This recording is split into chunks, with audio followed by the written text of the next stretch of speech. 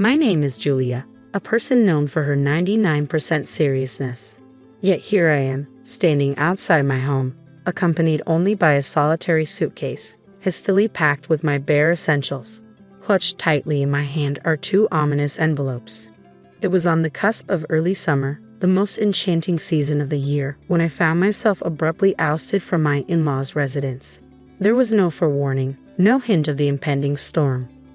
Enticed by the delightful aroma drifting from the kitchen, I completed my usual morning routine and descended the stairs, eager for breakfast. The tantalizing scent promised a feast, typical of my housemate's culinary prowess. Today, it seemed, breakfast was served American style. Brimming with anticipation, I pushed open the living room door, only to be greeted not by a sumptuous meal, but by an unexpected confrontation. "Julia, you deceived us," my mother-in-law's accusing voice pierced the air as tears welled in her eyes. Her words, laden with betrayal, echoed incoherently, accusing me of treachery and shattered trust. After delivering her accusations, my mother-in-law departed, leaving behind a lingering glare heavy with resentment. Meanwhile, my father-in-law remained, his gaze burning with simmering fury. "What's going on?" It was all I could muster, my confusion mounting.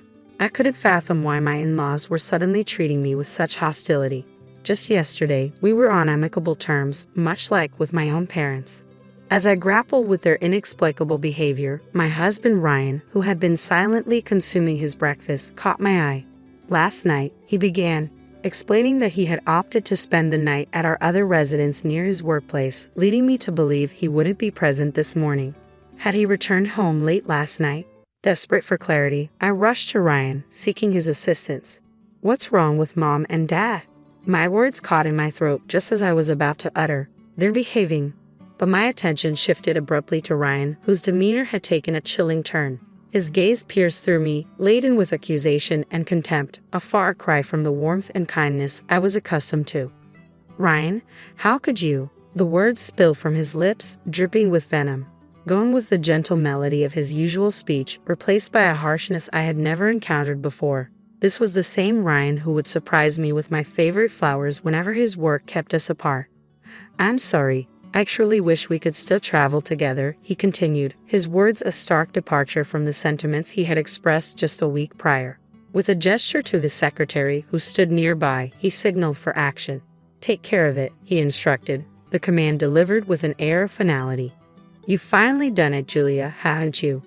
His accusation hung heavy in the air, stabbing at my core. "Married me for the money, didn't you?" "What? You've taken my mother's money," I protested, disbelief lacing my words. "Wait, that's not true."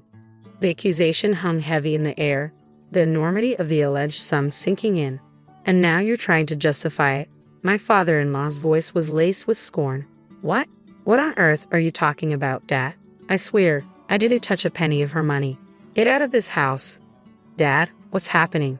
I pleaded desperately for clarity, but received only a curt denial in response. It seemed I was being accused of embezzling a significant amount from my mother-in-law, a notion utterly unfounded in reality. I begged for understanding, for someone to believe me, but my pleas fell on deaf ears.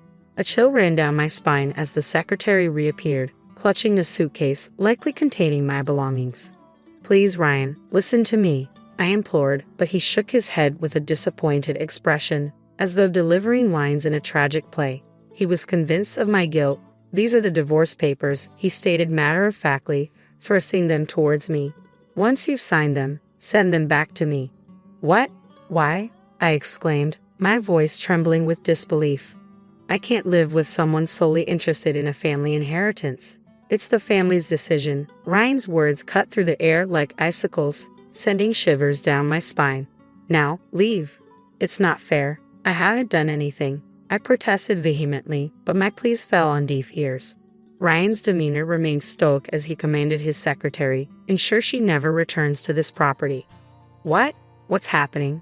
"Stop." I struggled against the secretary's firm grip as he forcibly escorted me out, my suitcase in tow. Tears streamed down my face, mingling with the tumult of emotions swirling within me.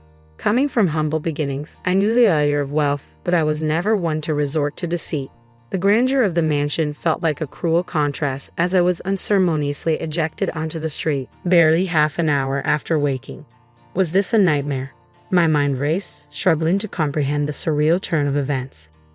Amidst the chaos, the imposing door slammed shut mercilessly. Just before it sealed me off completely, the secretary thrust another envelope into my hand, a final act of cruelty. "This is also from Mr. Ryan. Please take it," the secretary's voice broke through the tense silence. With a finality that matched the closing of the door, the lock clicked shut, sealing my fate. With trembling hands, I peered into the envelope, my heart sinking as I beheld its contents. A severance payment of $10,000.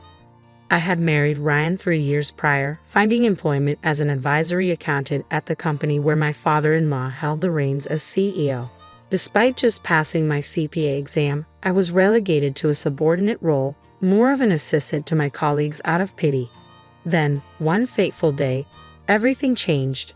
The pieces of the puzzle began to align in a way that didn't make sense. Something was amiss. Driven by a desire to prove myself as a competent CPA, I had delved into a task assigned to a colleague, only to uncover a web of deceit. My colleague had been manipulating the books, siphoning off hundreds of thousands of dollars. In that moment, a mixture of exhilaration and dread coursed through me.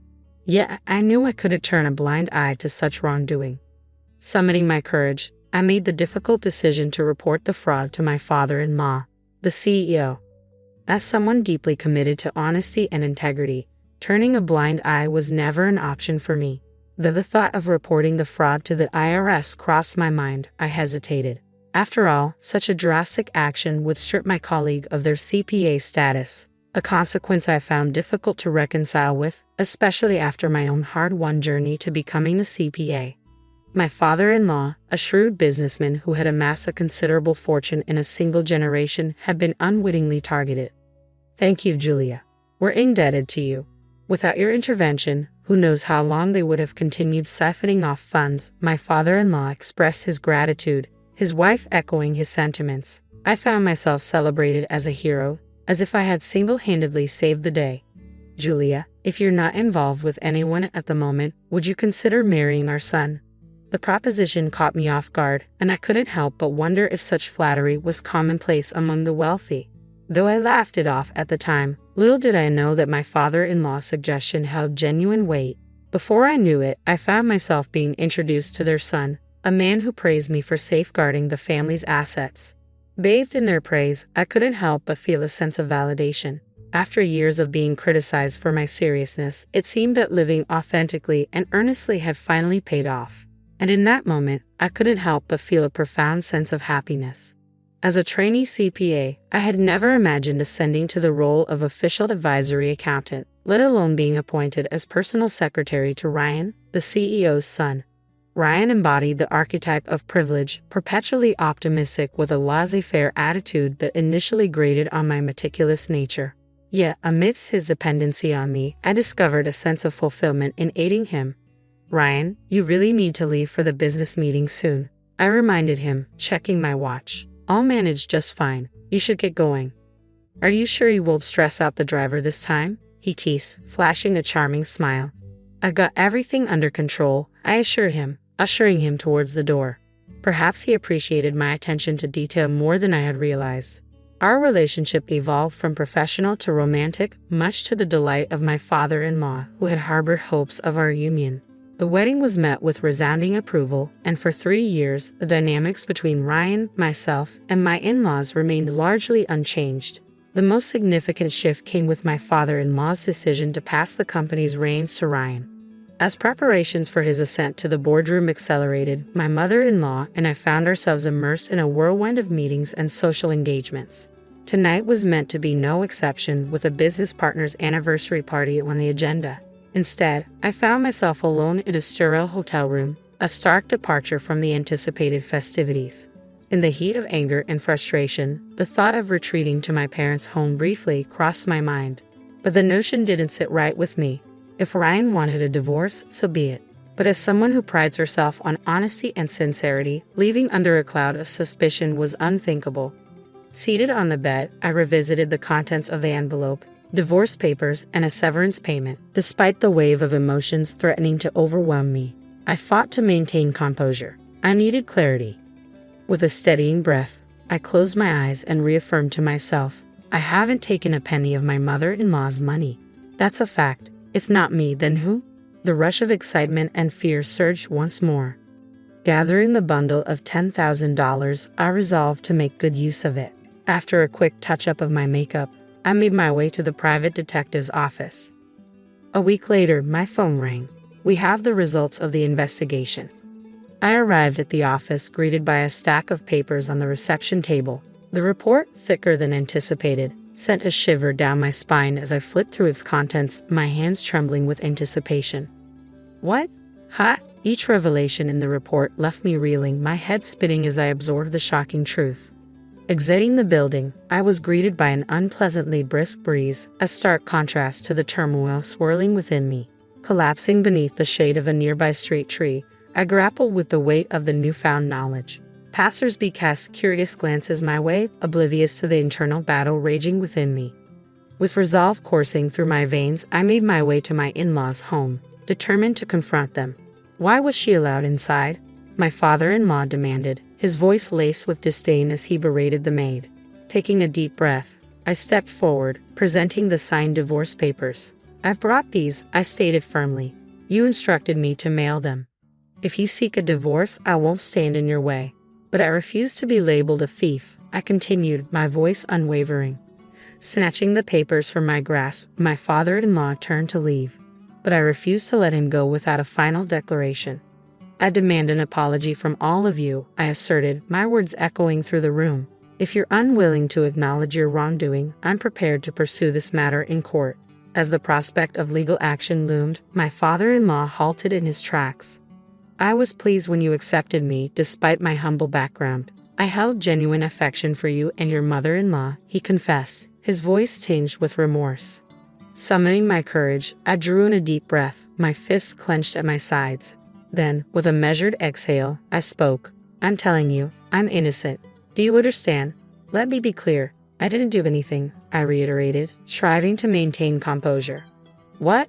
What do you mean? I didn't. My mother-in-law's voice, seemingly emerging from the shadows, pierced the tense atmosphere with confusion etched across her features. I mean exactly what I said, I affirmed, extracting the investigation report from my bag and passing it to her. Please take a look. What? What's this? What's going on? Their eyes widened as they devoured the contents of the report, their expressions teetering on the brink of disbelief. The person responsible for stealing my mother-in-law's money, it was Ryan, I revealed, the weight of the truth heavy in my words. Before our marriage, Ryan had developed a reckless habit of overspending. He used to justify it by saying, "We have enough family wealth to live extravagantly for a lifetime."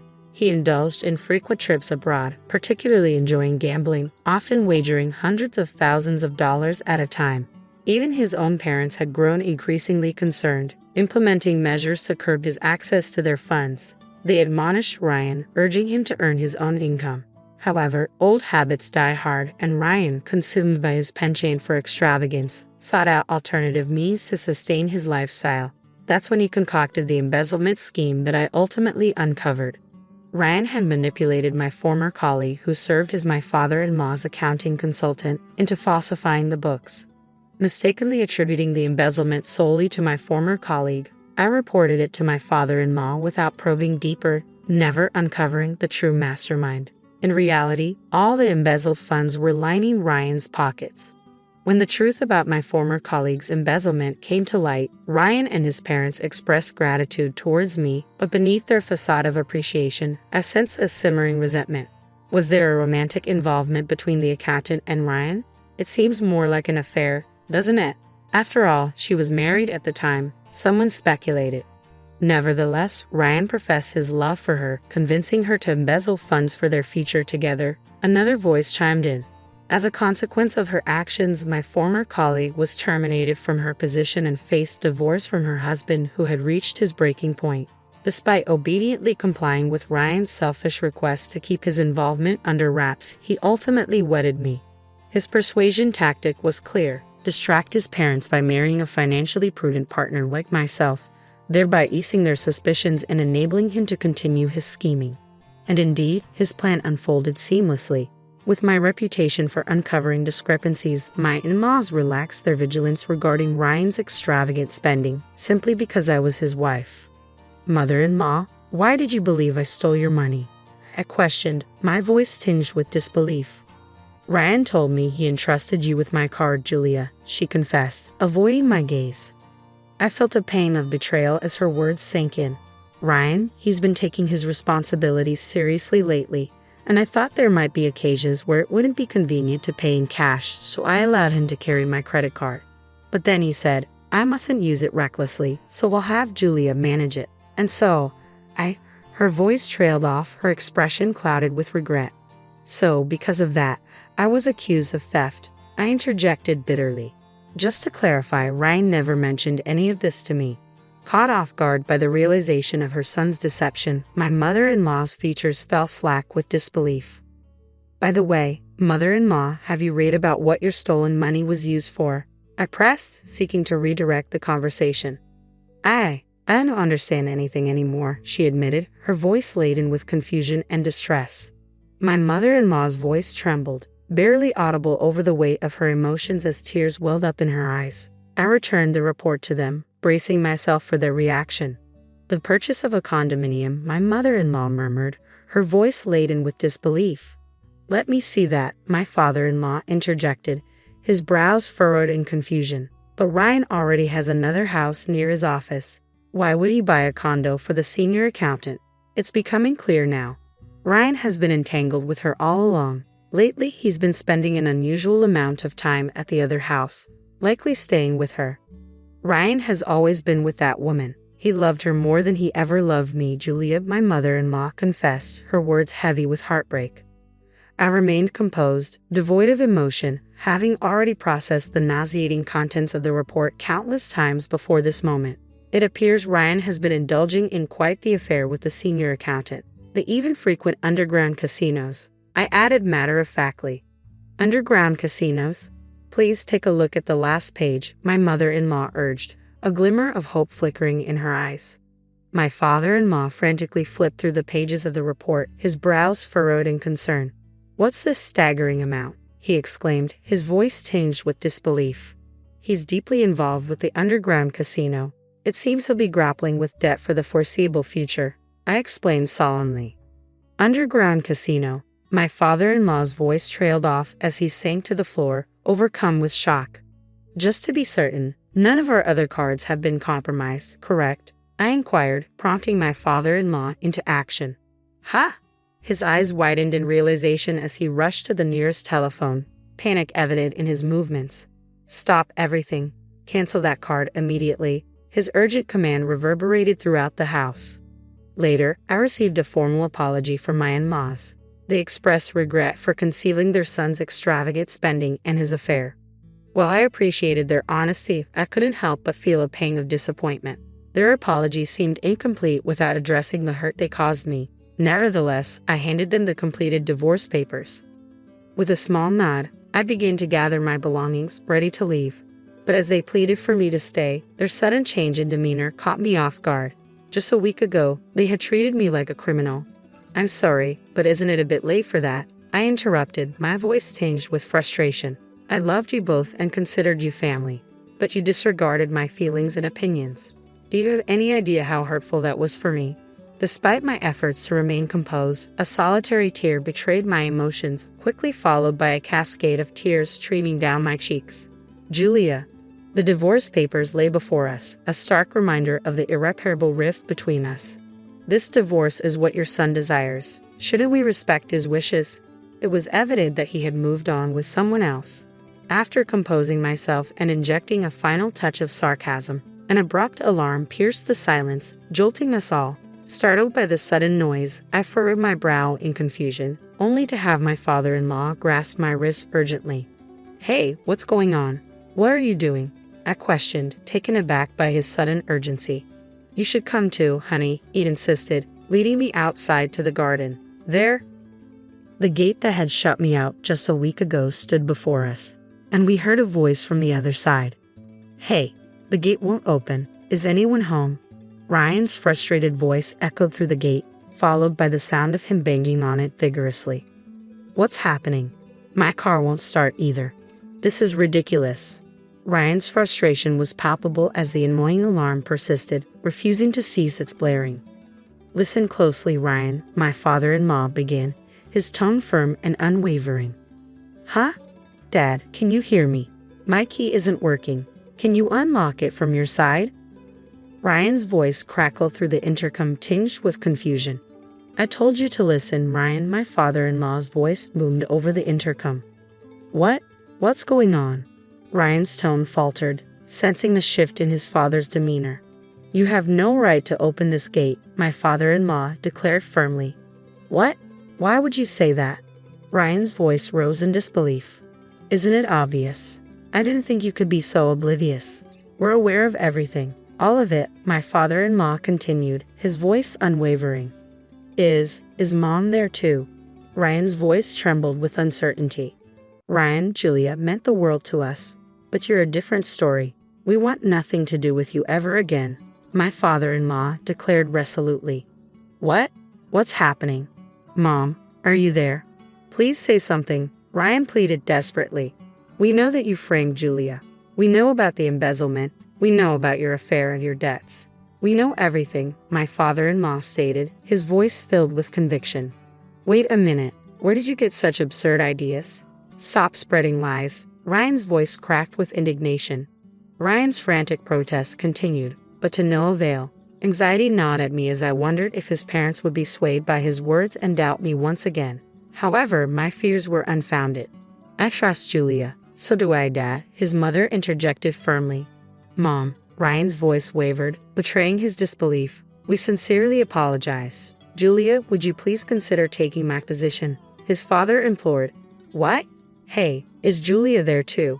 Ryan's voice erupted in anger, reverberating through the air. He seemed to be causing quite a commotion. However, his resistance was short-lived as security personnel arrived to calm him down. In the end, I agreed to my father-in-law's proposal, but with one condition: I will always be honest. Can you trust me unconditionally? They both nodded solemnly. A year later. Do you really think I'm cut out for this executive role? I hesitated, lingering in front of the executive office door. My father-in-law gave me a reassuring pat on the shoulder. Despite my divorce from Ryan, I still addressed the CEO as Dad, as we had mutually agreed upon. Julia, what our company truly needs is someone with your integrity and sincerity. It's a perfect fit for you, don't you think? He offered, his smile warm and encouraging. However, I couldn't resist a slightly mischievous question. Do you ever regret letting Ryan go? He should be the one stepping into this role, shouldn't he? Since the incident, my in-laws had distanced themselves from Ryan. Initially, he would often come pleading for financial assistance, but once he realized they wouldn't comply, he stopped. The son who had vanished under the weight of enormous debt. I wondered if he was still with that senior. Ryan let out a small, lonely sigh, but Ryan isn't the one meant for this position. The responsibility was too much for him. We're the ones to blame for indulging him too much, my father-in-law admitted. Dad, I murmured sympathetically. Hey, don't look so disheartened. Stand tall and proud, he encouraged. Yes, I replied with newfound determination, reaching for the handle of the executive office door. As it swung open effortlessly, I stepped inside, ready to embrace my new role. Is the funeral finished? Hurry home now. Today is Eliza's birthday party, so get ready, my dear daughter. Shelley, who was only 5 years old, has passed away. This is what my mother-in-law, Lori, told me on the day we said our final goodbyes to Shelley. Lori didn't go to her own granddaughter's funeral. Instead, she asked him to come back for her sister-in-law Eliza's birthday celebration. I was puzzled and upset by her request. My sadness turned into anger, and I decided to make a phone call. To someone. My name is Rel, and I'm a 33-year-old homemaker.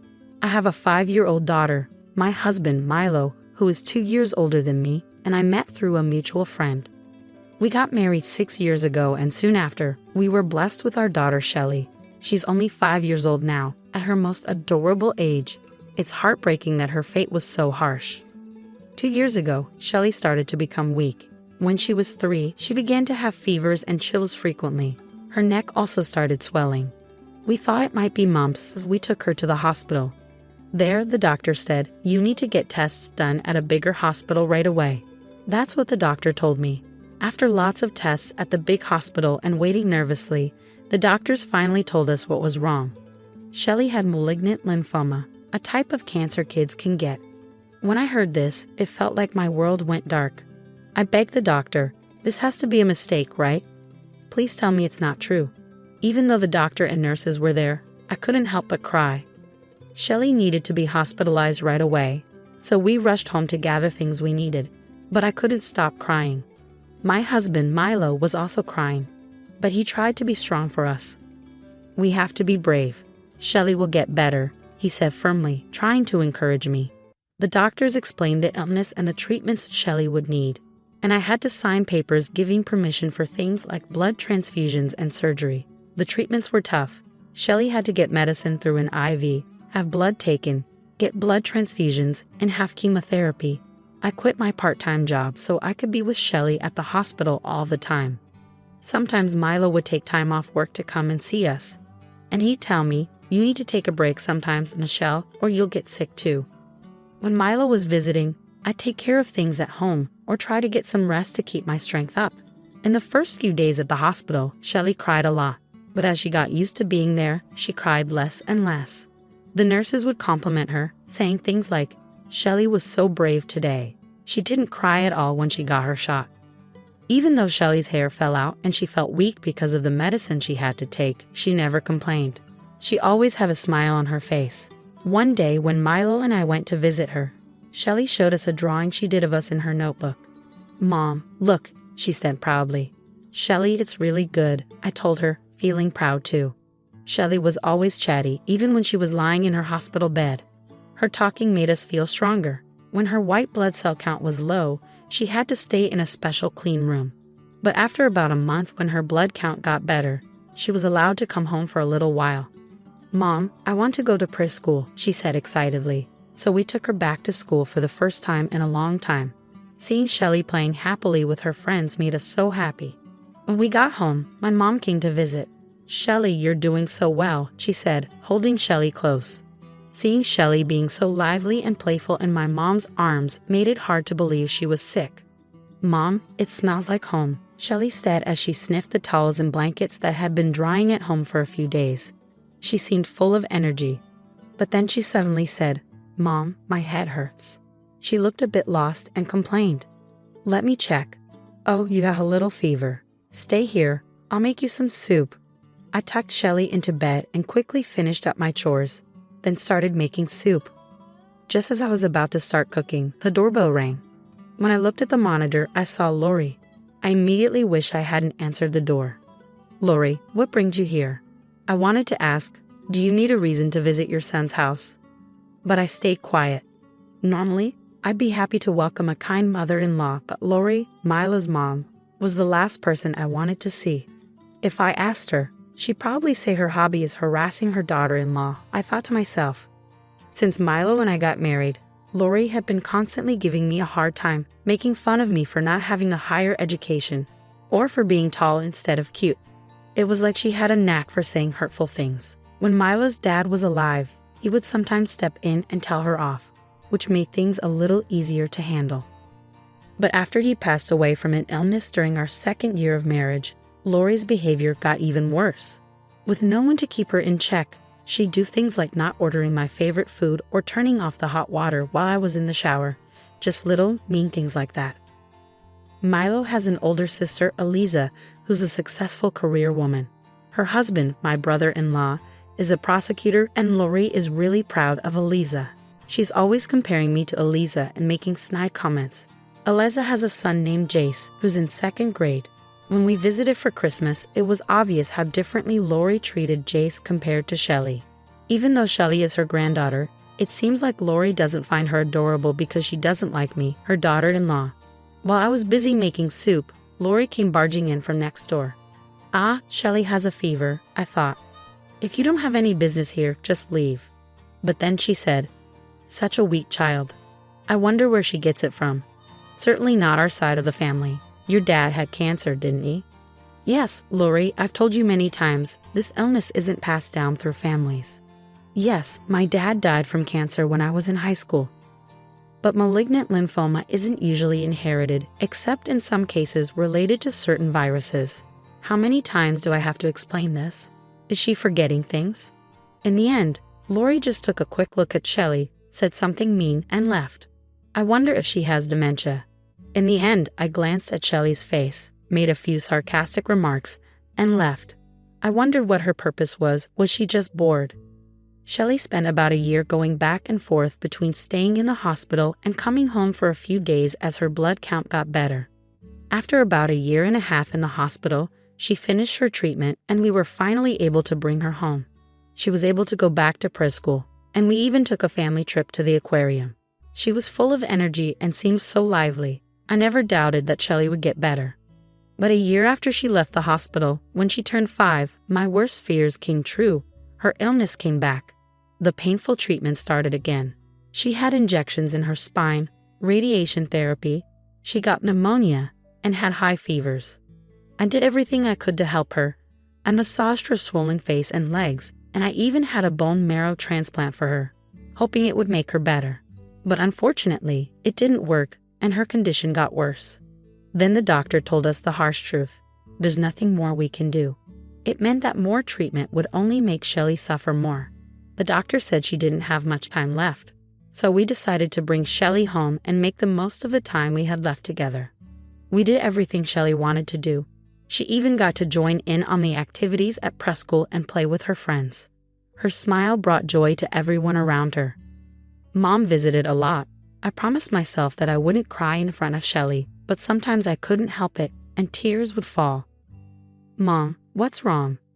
Do you have a headache? Even though she was in pain, Shelley was still so caring, always worrying about me. I prayed so hard for our happy moments to never end, for a miracle to save Shelley, but my prayers went unanswered. Even though she looked healthy, her blood test results kept getting worse. Her condition was getting worse too, and eventually she couldn't even walk. But we were certain that she would make it to her 6th birthday. However, things took a turn for the worse very quickly. Shelley started having trouble breathing. You should be prepared, the doctor told us.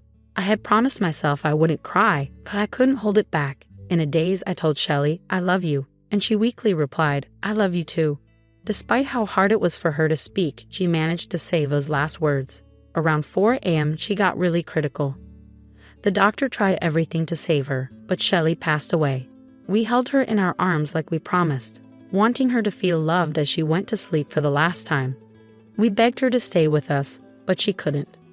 I didn't have time to grieve because I was immediately swept up in arranging her funeral. It felt like if I stopped moving, I would lose my mind. When we got to the funeral home, Lori said, "You're not coming to my words." I replied, "Right now, taking care of the living is more important than anything else.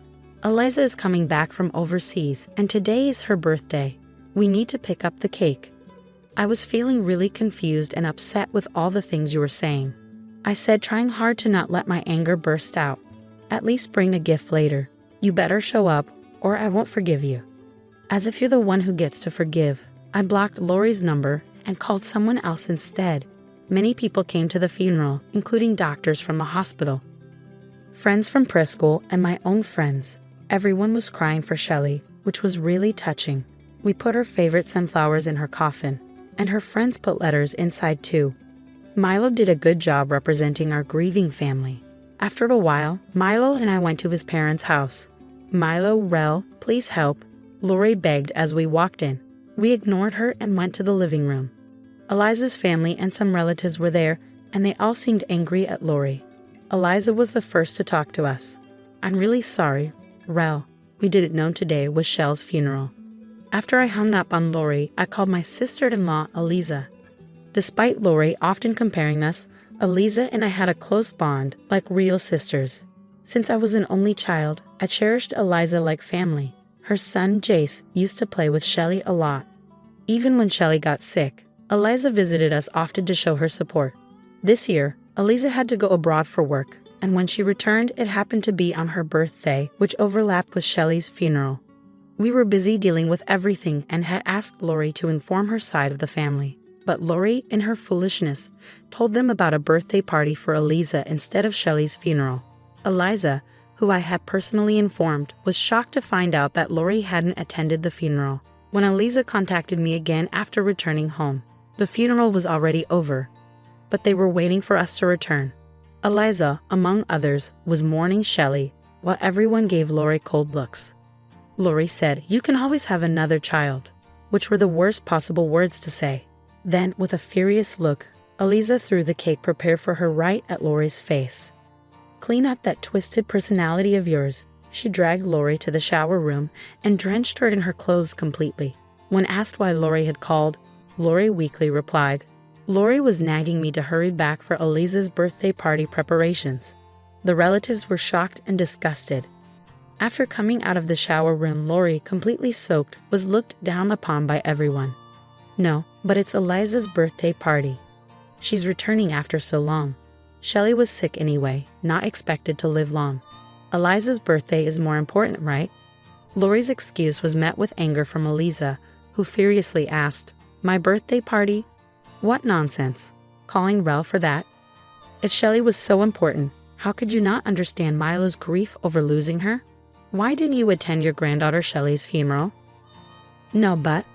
Lori started, but she couldn't find an excuse and grew quieter. That's when Jace spoke up.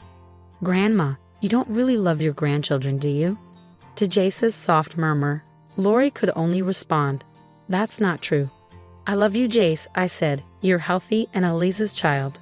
"What's that supposed to mean? So Shelley, my child, wasn't loved because she was ill, and your daughter-in-law's daughter."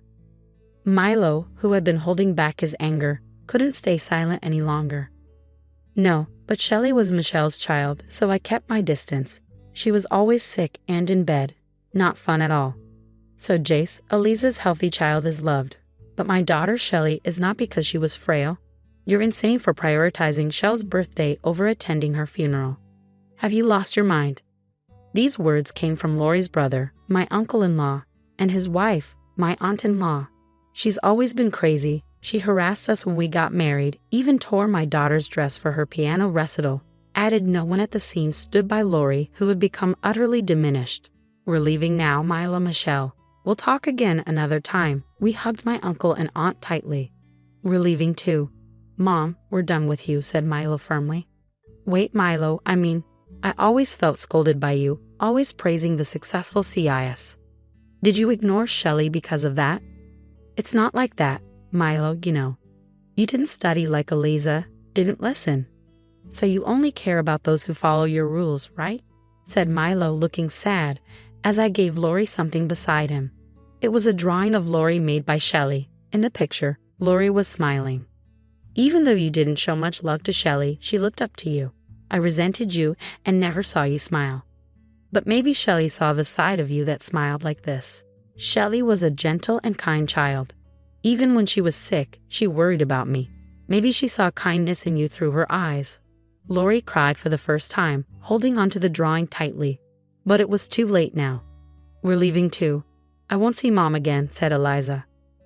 "Please don't go," Lori pleaded. But we all left without listening. Later, my uncle-in-law's family came to see us. They said sorry for Lori's actions. After praying for Shelley and talking lightly about Lori, they left. Lori seemed sorry as she held Shelley's drawing, but what she did couldn't be fixed. As my aunt-in-law said, Lori has always been difficult. It's unlikely she'll change now. After this incident, other relatives also decided to stop talking to Lori. Despite feeling sorry for her, her strange behavior over the years made it easier for everyone to stay away. She might end up alone, regretting her actions, but that's something she'll have to live with. After Shelley's funeral, the busy days went by and all the arrangements were done. It took some time, but I finally felt the full weight of losing Shelley. I was so overwhelmed with grief that I couldn't see clearly, which worried Milo a lot.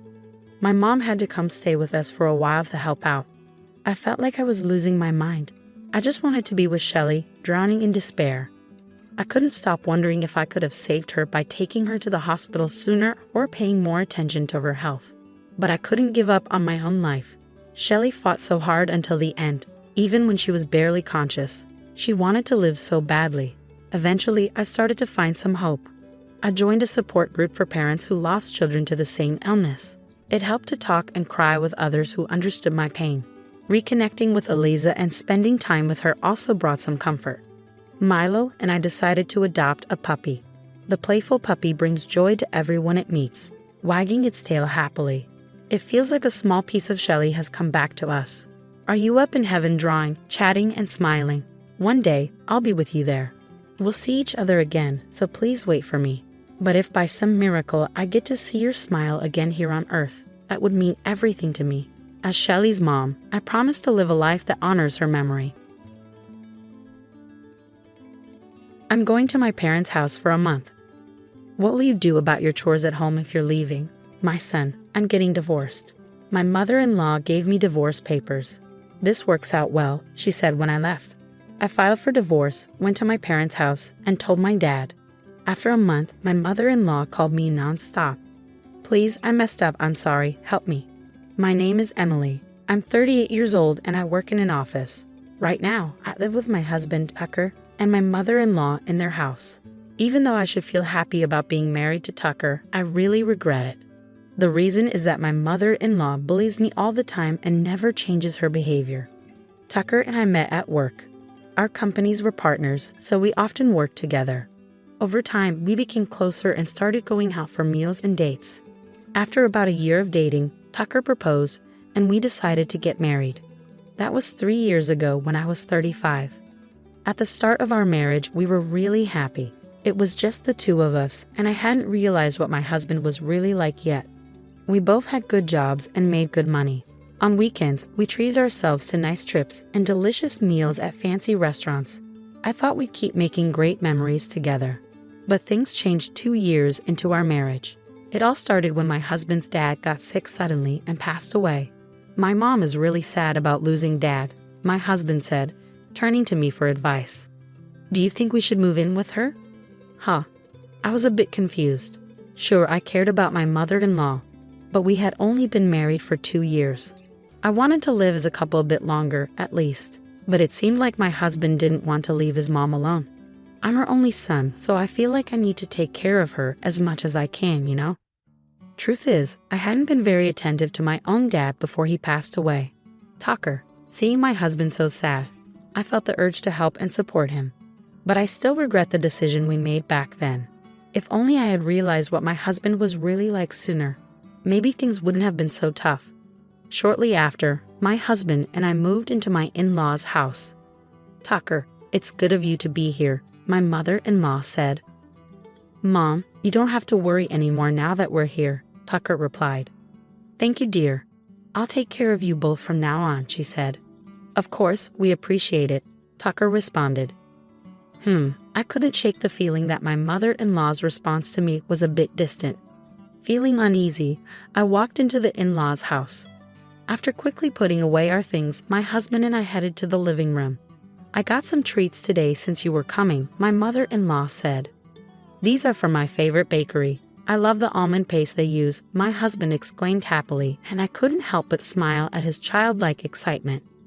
But then my mother-in-law gave me a cold look and said, Emily, are you all right? Why do you look so lost? I brought some pastries, so let's hurry and make some coffee. I'm sorry, where are the coffee pots and things? You're so useless, aren't you? Oh, here they are. The shelf for the wife's stuff is here, she said, placing things in a messy way as she spoke. This happened because you never helped out before. Even though my mother-in-law said that, I couldn't agree. Even before, my husband and I often visited her house. But whenever I offered to help, she'd say, no need, just sit down, and wouldn't let me into the kitchen. Maybe she had strong preferences and didn't want anyone else interfering with her space, I thought later. I decided to stop offering to help altogether. Yet she would still get mad at me out of nowhere, which I thought was unfair. In response, my mother-in-law gave me a harsh look.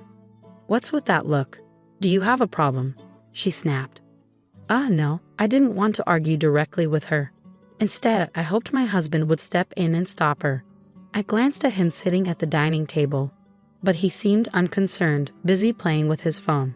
It made me mad that he didn't care about me, his wife, being unfairly scolded. I never expected to face such unpleasantness right from the start. I started feeling anxious about living with my mother-in-law. And so, living with my mother-in-law began, and right away, problems started arising. It happened early in the morning. "Hey, Emily, why are you still sleeping?" I quickly checked the time on my phone. Well, it's only 5 in the morning, mother." "So what? You should be up making breakfast and Tucker's lunch, and don't forget you're supposed to clean the bathroom every day." My mother-in-law's words shocked me. Firstly, I didn't usually make lunch for my husband, and we often skipped breakfast because we weren't hungry. Plus, I never cleaned the bathroom before going to work because it was tiring. Sure, doing all those things required waking up early, but were they really necessary? As I hesitated, my mother-in-law got mad at me for not moving. "Why are you just standing there? Hurry up. What kind of upbringing did you have to become so useless?" she scolded. Her words angered me, so I decided to do exactly as she said. Every day, I woke up at 5 a.m. and cooked lunch and breakfast for my husband and me. It wasn't just simple meals. I made fancy dishes, and I always cleaned the bathroom thoroughly. Surprisingly, I started feeling better about cleaning the bathroom. It felt good to have a clean bathroom every day. My husband appreciated my hard work and thanked me for the meals and cleaning. But my mother-in-law didn't seem happy. She kept demanding more from me. "Today, I feel like having Japanese food." "No, wait, Italian." "Oh, but it has to be authentic. Make pizza from scratch, cook pasta, and get that red wine from the fancy shop." My mother-in-law would make these demanding requests as if it were a special occasion. And the frustrating part is that my husband always listens to her. "Make sure you do it exactly how my mom wants," he'd say, leaving everything to me. He didn't help at all. And once I took charge, he wouldn't lift a finger. Most of our precious days off were spent preparing the dinners my mother-in-law desired. On top of that, she would complain to me about various things. "You're a wife. Why are you still working? You should be at home supporting your husband. Plus, you're getting older, and the time to have children is running out. Do you realize you're almost worthless?" she'd say. Every day, my mother-in-law bombarded me with hurtful words, causing me to question her character. What kind of upbringing would produce someone like her? And my husband never stood up for me. One day, already stressed from work and dealing with my mother-in-law, my husband said something to me. "My mom says you're neglecting the housework. Is that true? You never listen to me and always act defiantly. I used to appreciate you making lunch every day, but now I hear it's all frozen food. Do you really believe what your mom says?" Of course I believe her. Why wouldn't I? Are you suggesting my mom is lying? You're acting terribly as a wife. Can't you fulfill your role properly? My husband snapped. I was furious at his words. What are you talking about? Just look for yourself. I make homemade lunches, clean, do laundry, and cook dinner every day, I protested. I'm telling you to stop lying. What mom says is true, Tucker. You're acting crazy, you mama's boy. What are you even saying? You never believe me or help me with anything. What exactly do you want me to do? You're such a nuisance, I retorted. It's just as mom says. Tucker's face turned red as he angrily responded. After that big fight, their relationship worsened. Whenever my mother-in-law harassed me, Tucker would join in and insult me too. Hey, is dinner ready? I just got home. Hurry up, my husband demanded. You're so slow and useless, my mother-in-law chimed in. Well, you're both failures, so it's no surprise, I muttered under my breath. Never mind, let's just go out to eat together, my husband suggested. That sounds good. Let's go, my mother-in-law agreed. They left me behind and went out to eat together, completely excluding me from the family. Every day, I endured insults and belittlement from both of them. Did I really need to put up with this marriage? That's when an unexpected opportunity came my way, and I thought, with this, I don't need to stay with my husband and mother-in-law anymore. Amidst all the turmoil, my husband and mother-in-law kept harassing me as usual. You're absolutely worthless as a daughter-in-law. I can't fathom how my son ended up marrying you. She scolded me while my husband chuckled along.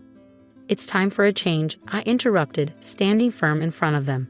I'm going back to my parents' house for a month.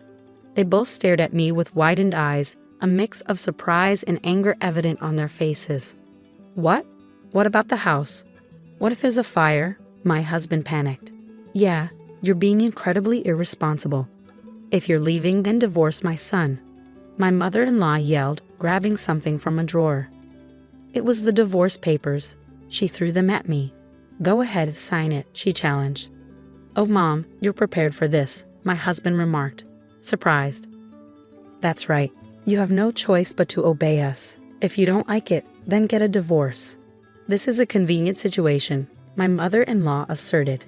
"Fine, let's get divorced then," I responded firmly. They both widened their eyes in shock at my response, but I ignored their reactions and picked up the divorce papers, starting to fill them out. "I'm done with my part, so please leave quickly," I told them. My husband blinked at me in disbelief. "Was that earlier just a bluff?" "That was really lame," he muttered. But when I insisted, he probably glared at me. "Don't mess around. I'm serious. Let's get divorced," I said firmly. Tucker forcefully snatched the divorce papers from me and filled in his own section. "Is this good enough?" he asked, slamming the divorce papers on the table. "Even if you want to take it back, it's too late." "Oh well, this means it's over for you two in my heart," she laughed loudly. "I thought it's over for you guys." As soon as I left my in-laws' house, I promptly submitted the divorce papers. I returned to my parents' house and told my father about everything. He was shocked and promised to take necessary actions to address the situation. Then, 1 month later, my mother-in-law bombarded me with phone calls. Hello? You, what do you want? We're complete strangers now. Please don't say that. Tucker and I are in a difficult situation," I responded. "Oh really? That must be tough for you," she replied sarcastically. "I haven't said anything yet. I'd rather end this call. Can I hang up?" "Wait, I have a favor to ask. Can you talk to your father?" my mother-in-law pleaded. "Why should I, after everything you and Tucker put me through?" I retorted. "I'm sorry about that. I didn't realize that your father's company is an important business partner of the company Tucker works for," she explained.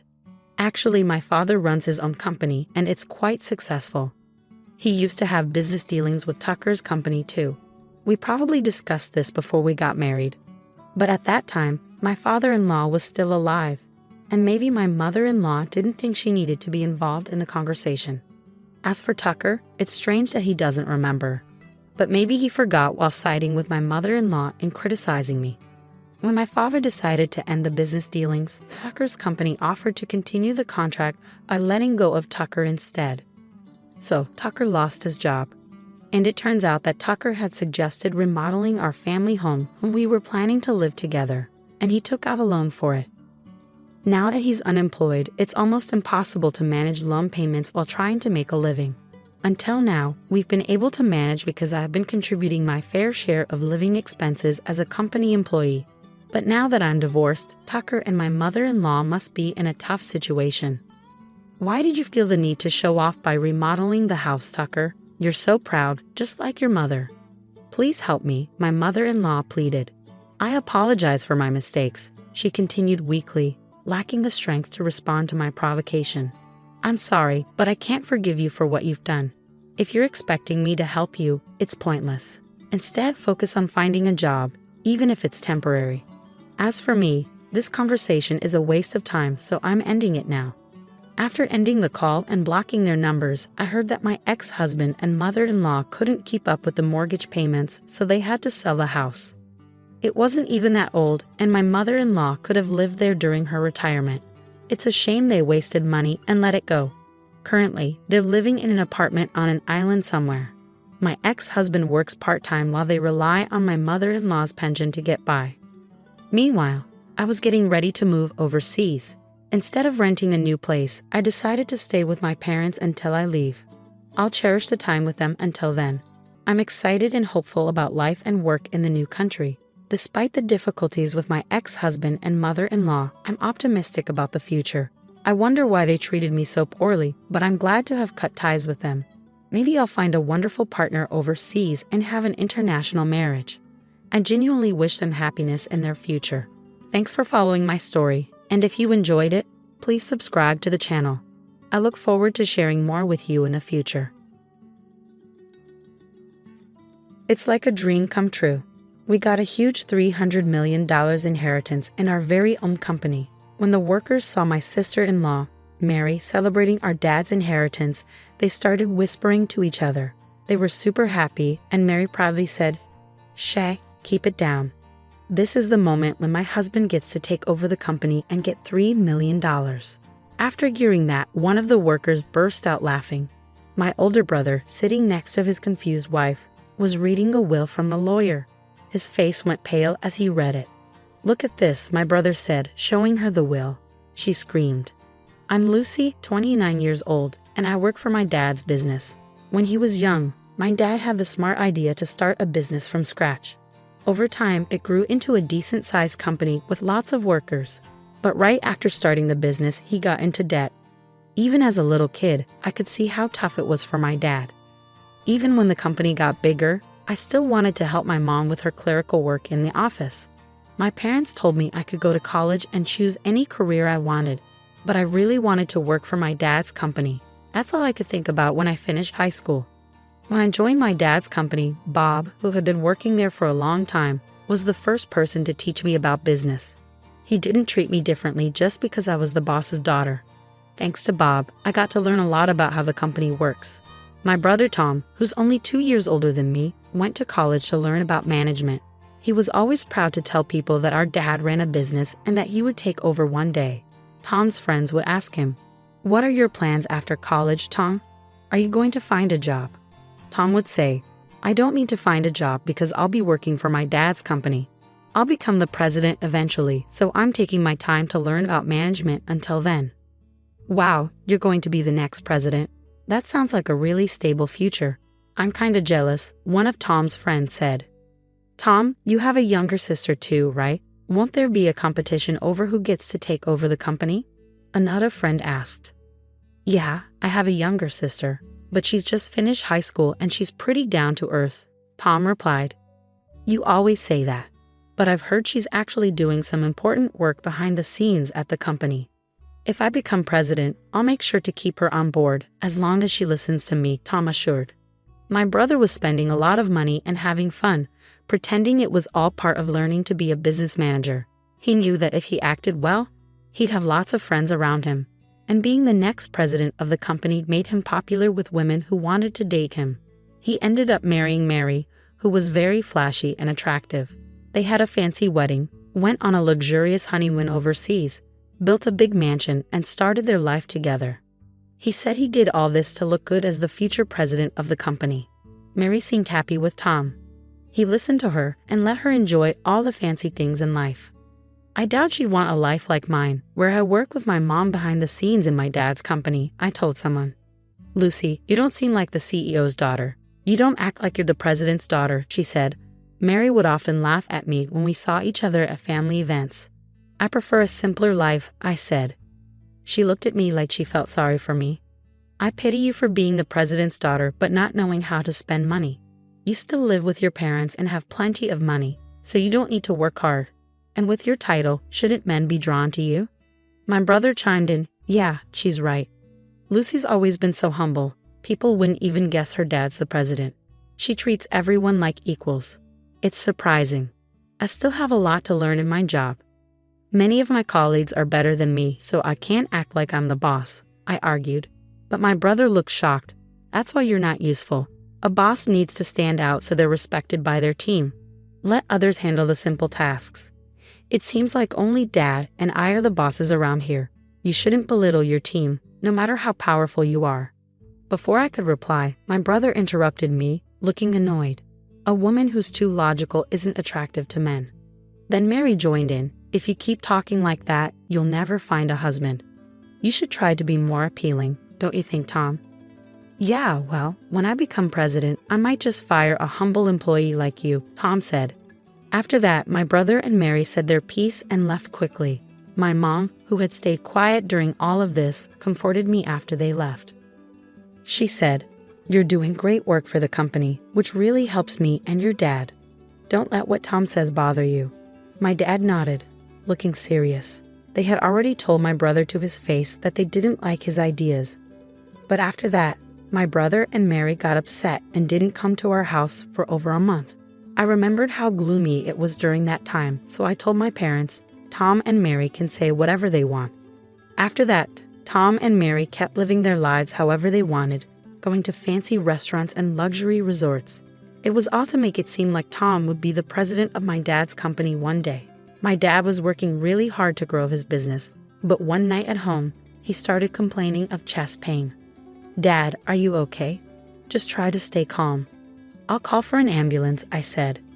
"Lucy, grab this." As we waited for the ambulance, my dad motioned to a drawer and told me he had a letter for me. I hurriedly grabbed the letter from the drawer. "I want you to read this if anything happens to me. Everything else is up to the lawyers," he said breathlessly before losing consciousness before the ambulance arrived. Despite being rushed to the emergency room, he died without regaining consciousness. My brother and Mary were away on a trip when my father passed away, so they couldn't be there for him. They returned from their trip 2 days later. At the end of my father's funeral, Tom said, "We're just glad we arrived on time. I never imagined my father would pass away while we were on vacation." I was shocked. My brother and Mary showed up at the funeral without any worries, not acknowledging that my mother and I had been left to handle everything. I talked to my brother about it in private, so the other employees wouldn't hear. "Couldn't you have come back home sooner?" I asked my brother in private. "What?" "I couldn't. Our return flight was already booked," my brother replied without offering an apology, then turned to address the employees. "Thank you all for your support. From now on, I'll be stepping into my father's shoes with dignity," he said. Mary glanced around at the employees, who had gone silent at my brother's words, and praised him, saying, "That's exactly what Tom would do." "Everyone's impressed, right? It's only natural, considering my husband's dignity."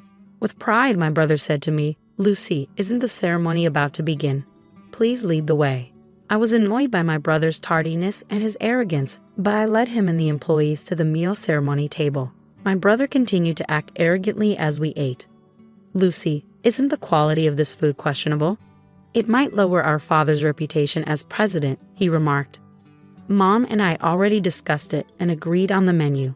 Plus, I don't need you telling me what to do. This is why people don't understand what it means to be president," I snapped back.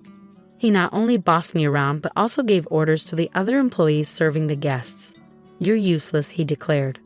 I hurried to intervene when I heard my brother ordering Bob, a longtime employee, around. "Tom, that's not right.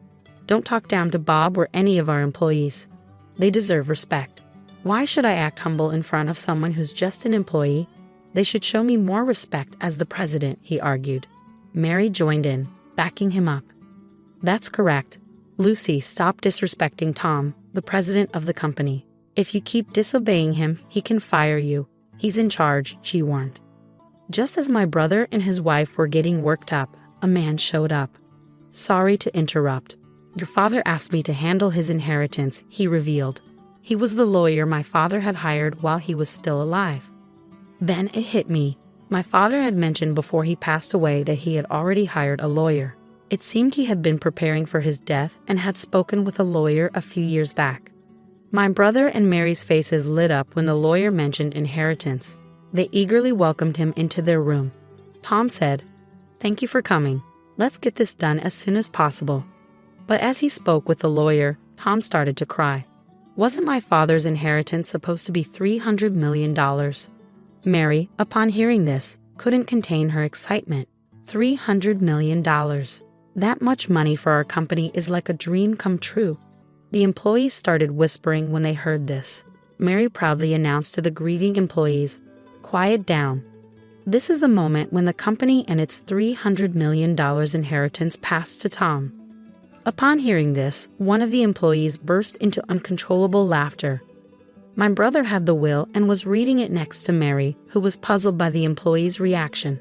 My brother's face went pale as he read, Mary, according to the will, the entire company will be inherited by the eldest daughter, Lucy," he stammered. He stared at the will for a moment, then erupted. "This can't be. It's wrong." The lawyer, sounding troubled, confirmed, "This is a legally binding will." My brother's voice grew more strained. "What? I can't believe this. How can Lucy become president instead of me?" "Maybe Dad was just getting old and forgetful," Mary chimed in. "Yeah, your father wasn't thinking straight. A will made by someone losing their mind is worthless." Hearing this, I lost it. I couldn't stand by while they insulted my late father.